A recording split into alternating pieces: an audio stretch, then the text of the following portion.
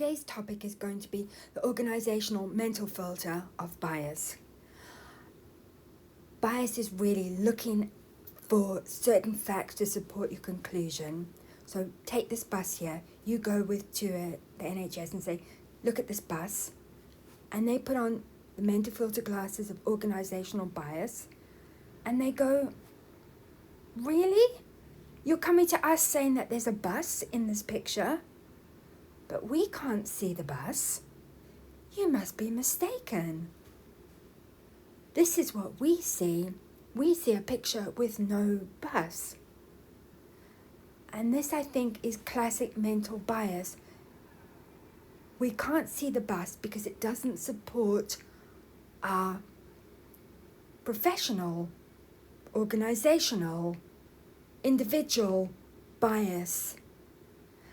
I think bias happens for a lot of reasons. Some of them could be, it might be perceived to be scary to speak to a complainer who might not use the same jargon as you. It might take a lot of time and effort to actually sift through the complaints and look at the information and compare and contrast and then reach a balanced decision. It's probably a lot more enjoyable to pick up the phone and sit and have a chat with a colleague in your organisation or another organisation as well. So the problem with organisational bias is that it stops you getting the right decision immediately. And this impacts on care and outcomes, because if you're complaining because you've had the wrong treatment and somebody does a poor investigation that comes to the conclusion that your treatment was absolutely perfect, then you go back to them. This wastes money because each complaint costs money and takes time, on average between 3 to 6 months. So if your health is poor and you're asking for treatment because you've been misdiagnosed, another 3 to 6 months just means that your health is going to deteriorate in that time. There's also the case of some people want to stop the practice happening again. Some people want justice for themselves, their relatives.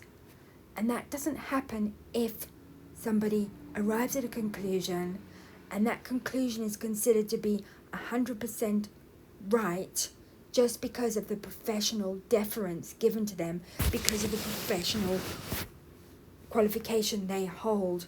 I think that's a big part of organisational bias, is it's assumed that a professional is logical and rational, and therefore anything they have to say must be right, as opposed to a service user or a complainer who's come along with a well-researched body of facts that is rejected because they're irrational, they're illogical, they don't understand.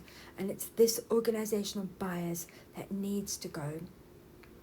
So how do we tackle organisational bias? Of course it's difficult, but Rome wasn't built in a day, and organisational bias won't be dismantled in a day. So first thing is, check your medical records, amend them. Absolutely. Don't automatically give professional deference. If you disagree, say so, loud and clear, but calmly and rationally.